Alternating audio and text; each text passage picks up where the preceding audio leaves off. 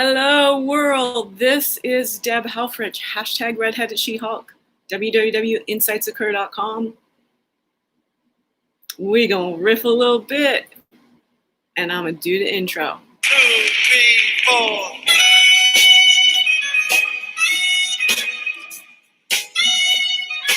3, 4. You hear Marvin, right?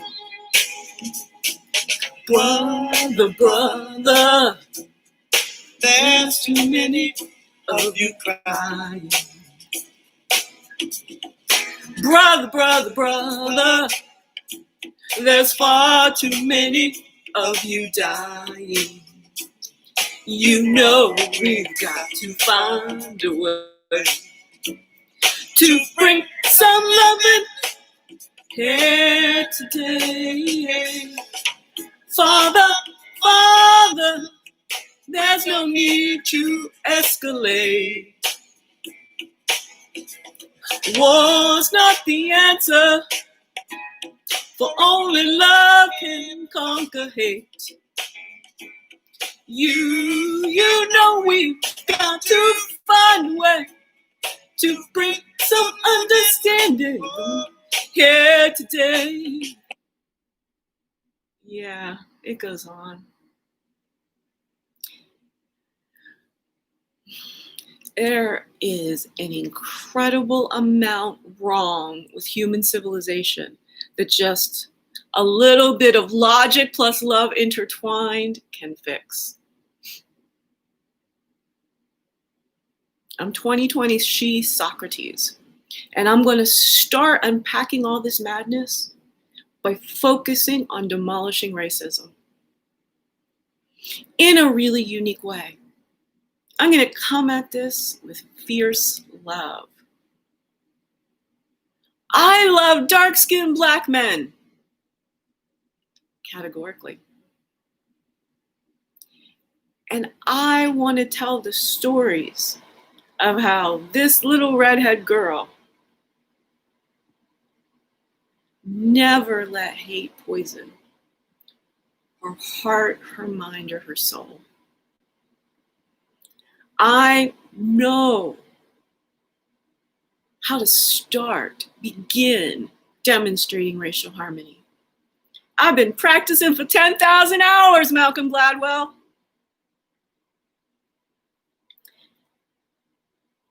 And when it comes right down to it, this has been the gap. The laws don't teach people how to think on their feet. Movements and protests harm precious life force. But the systems are utterly unfeeling. We rely on people, politicians as intermediaries, but politicians are bought and sold by corporate hegemony, dominance. Everything in America is bought and sold.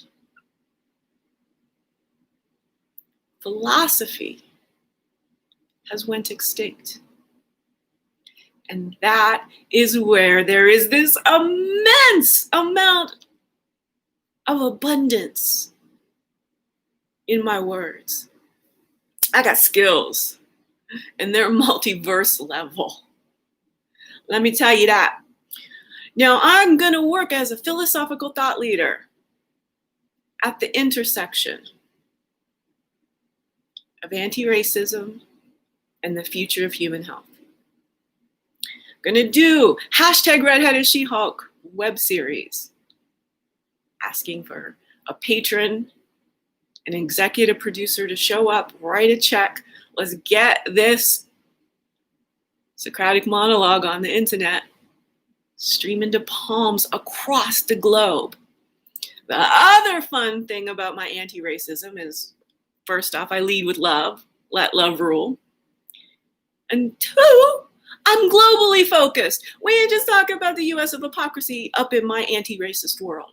We're going straight to consulting what's happening in Nigeria, what's happening in Botswana, what's happening in Kolkata. I got these people on a Black People Bat phone, WhatsApp. I talk to humans across the globe and talk. And all in bringing in the data to make sure to validate these hypotheses that I've been working on. Life-centric thinking, teaching those principles and strategies are all that's missing. We were taught just to memorize. We were taught to follow orders. We were taught that the world worked in reliable ways. We now have the science and the proof that capitalism sends our species to the brink of self-extinction. Solving racism is intertwined with solving capitalism. The reason capitalism works is some people physically exploited the labor of darker humans. That's how all of a sudden they got a lot of money. It was force that created so much inequity. Death, dehumanization is the only reason the scales look so good for capitalism.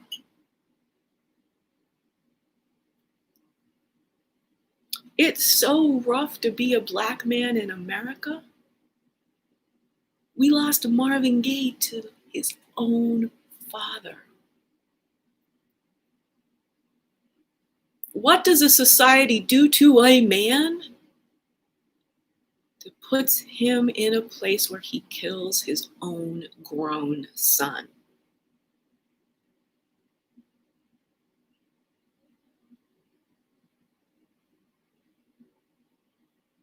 What's going on? I'm sorry, but psychology, neuroscience, you all have not unpacked this to my level of synthesis. Philosophy is needed. I'm gonna disrupt this life coaching, John. The real skill of the future is critical thinking, and it is rigorous philosophical thinking paired with love. Logic must be intertwined with love. Emotionality. That's again what all them little cohorts of white men from Northern European they just aren't the rulers of the universe. Now I'm adjacent, obviously, and that's one of the reasons why and genetically red hair indicates somebody who is at these margins of categories, who goes and becomes the bridge, becomes the person who says, you know what? This is the evolution of consciousness right here. This is the evolution of consciousness right here.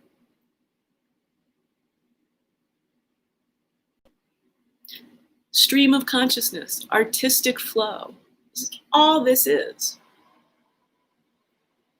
It's the nirvana of loving every monkey mind chatter that crosses my mind and seeing it as a performance and recording it and validating. Am I talking shit? How much does this actually make sense in the world? Am I only for myself? Am I being selfish?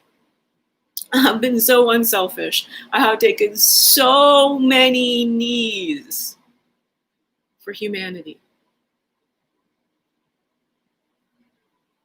But I'm not a football player, so nobody done seen the knees.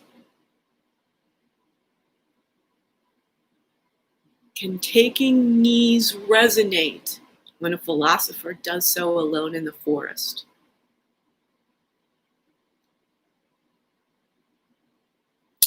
The answer is everything is frequency. And we've built a world where the pure frequency of precious human energy is drowned out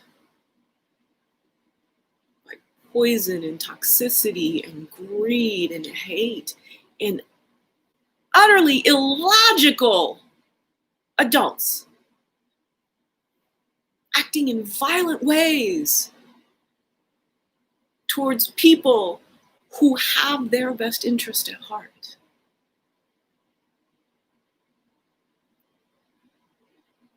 I simply do not want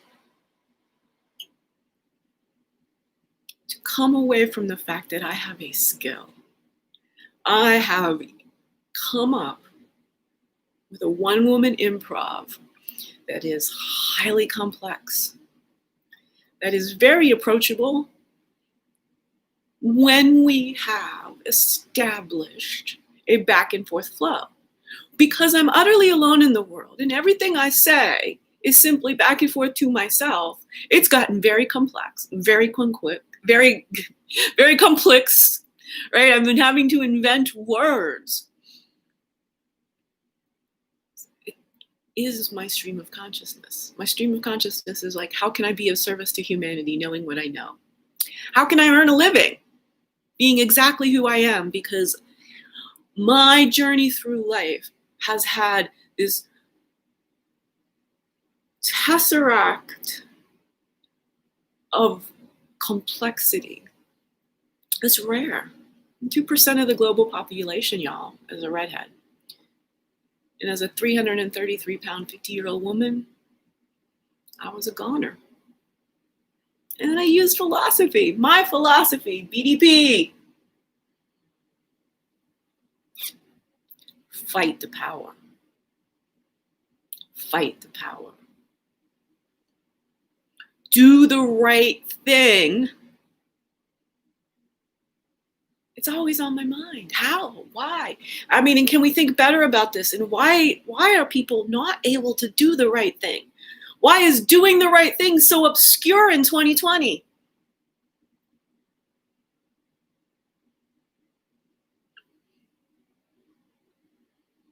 I'm just Dave Chappelle's soulmate. Comedy soulmate.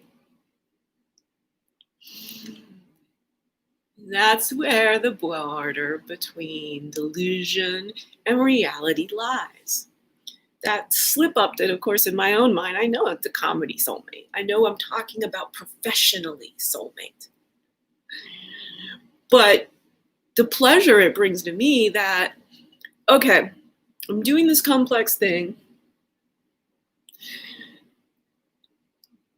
There's no term, really. I like elder savanting. But for someone to wake up at 50 and be like, yeah, I might win the Robin Williams Award.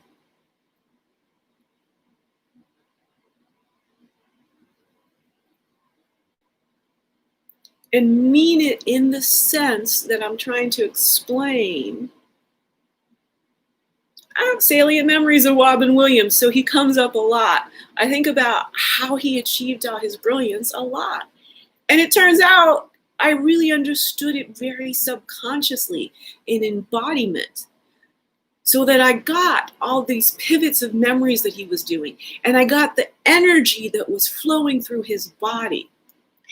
And once I got well enough from the core childhood neglect traumas and the mold, the associated physiological impediments, to the full flow of my bioelectricity. So we have bioelectricity, and it is both embodied, a physical, biological process, and a mental, bioelectrical process. And if you get both systems optimized as biomechanical, biochemical, bioelectrical, then you become very biomagnetic. Sometimes too much so. That's been the problem here, is me actually finding people who can transduce my high energy, my complexly intelligent high energy. I think it's different when I get to walk around, sometimes not. In fact, let's just stand up and do the next one of these. There's a Chappelle challenge.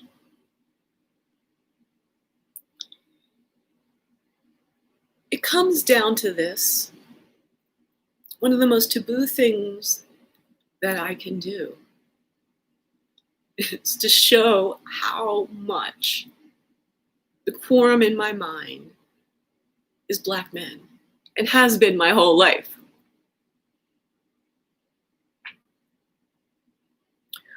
When the people who you care about in your mind are Black men, you learn all of the heinousness of the society, all of the code switching they have to go to, all of the ways they have to compromise their masculinity.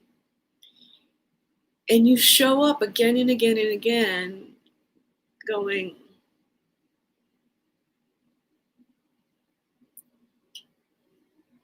you are. I'm cool with that. I'm able to transduce who you are. I don't need you to put on any sort of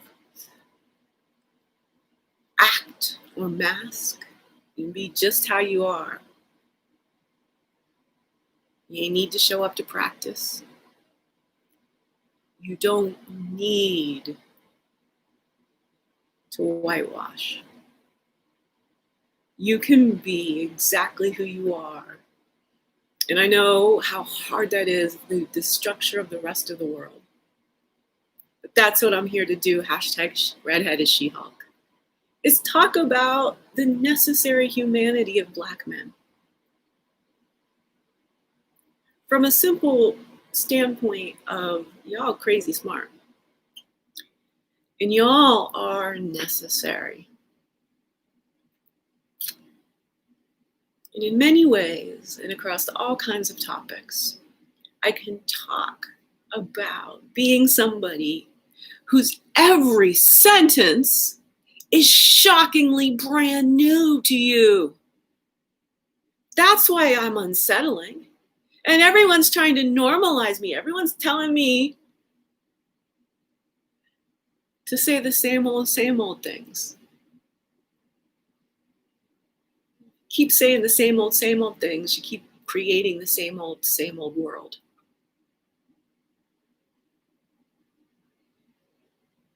We need to think differently. We need a new math of life. We need to understand evolutionary logic. And we need to trust in the redheaded She-Socrates of 2020. She's full of fierce love, not telling anybody, think any way to do any way. She's saying, but look how much fun it is when you think like me. Get into your own flow, your own zone, and I almost guarantee you'll find nirvana on earth.